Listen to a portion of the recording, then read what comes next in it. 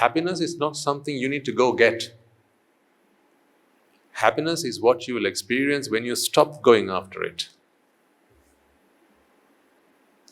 But until you realize this, you're going to try and make an effort to be happy. Remember, Angulimala ran after the Buddha. After he was running after his mother, you know the story, right?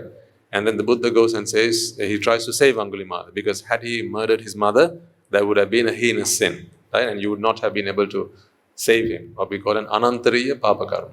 Why it's called an anantariya papa karma? We'll talk about these things later. So, after the Buddha called out to Angulimala, he comes running after the Buddha. Yeah? And he thinks, well, the Buddha is quite fair in complexion. He looks, full-bodied. So, his finger is worth the while. So he comes running after the Buddha and he says, Buddha, stop. Actually, he doesn't know that this is the Buddha. So he just says, stop. He calls out. He screams, stop. You, Shramana, stop.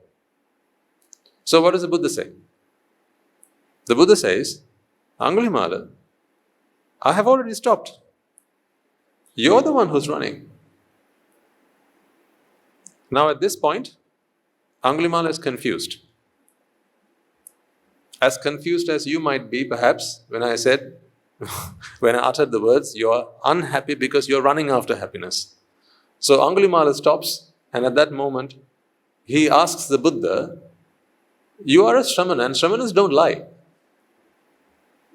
So whilst you're moving, why do you say you have stopped? While you're running, why do you say while you're moving, why do you say you have stopped?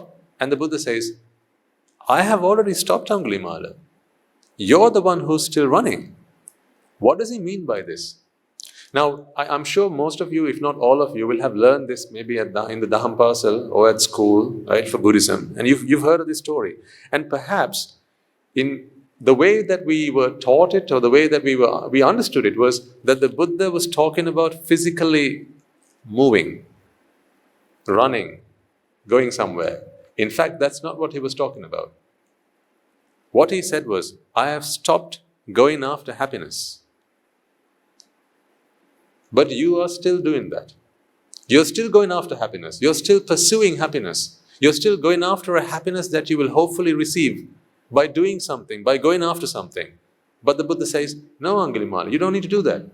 Stop and happiness is yours. I have stopped. Why are you still going? So this was the question the Buddha, so it was in fact a riddle that the Buddha put forward to Angulimala. Now Angulimala understood some of it. So he realized that Shramana does not lie. So having kneeled down, he says, Buddha, I don't understand what you're saying. Can you explain to me? And then, of course, the Buddha goes on to give a discourse. And at that point, Angulimala realizes that happiness is not something you have to go after. Happiness is with you. If you just stop going after it, you will realize you've already got it. That is why enlightenment is a realization. It's not a discovery. It's not like Columbus who went to America and discovered it was there. It's what you realize you have with you if only you stopped looking for it. Now, if you remember some of the examples we used last time, you took the example of cake. Do you remember the example of a mother and her 2 children going for exams? And you all agreed that coming third in class is better than coming first? Really? Coming third in class is better than coming first, isn't it? Which one makes you happier? That's not the right question, is it, to be asking? What makes you happier is, which one have you been waiting for longer? Which one have you been longing for? Which one have you been vexing for? That is what makes you happy. Then we talked about the airport. How people are greeted in the arrivals lounge and then they're taken home, right? You get the royal treatment on the first day, and the second day, that is not the same, and it starts to dwindle, and then by the end of the week, right, they're just another member of the family, and they have to do all the chores, go do the shopping, make the bed, sweep the house, and do all the rest of it.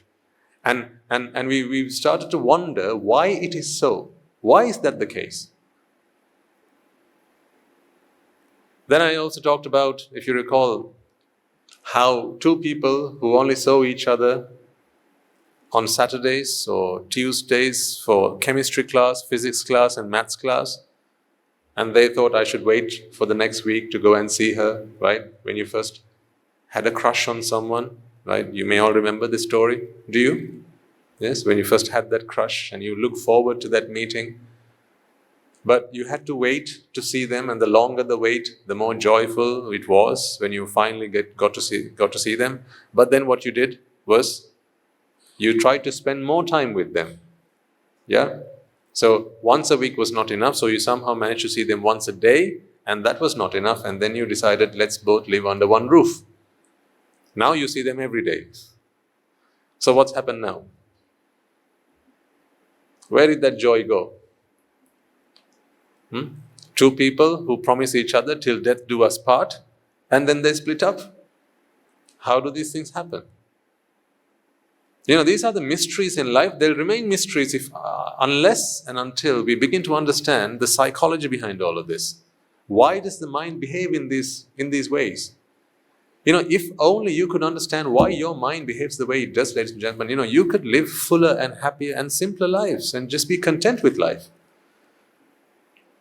Until then, you're on a rat race, one after the other, after the other, after the other, always looking for a happiness that is never with you, or that is always with you, but you think it's somewhere out there, and so you keep going after it.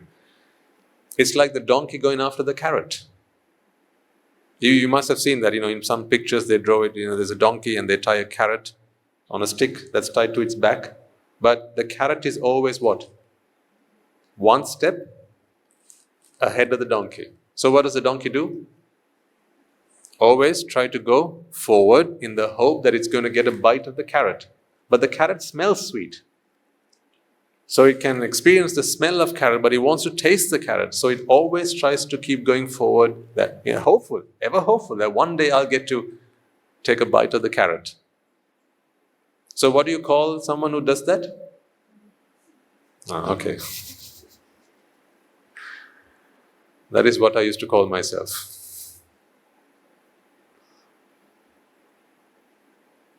So enough of this donkey business.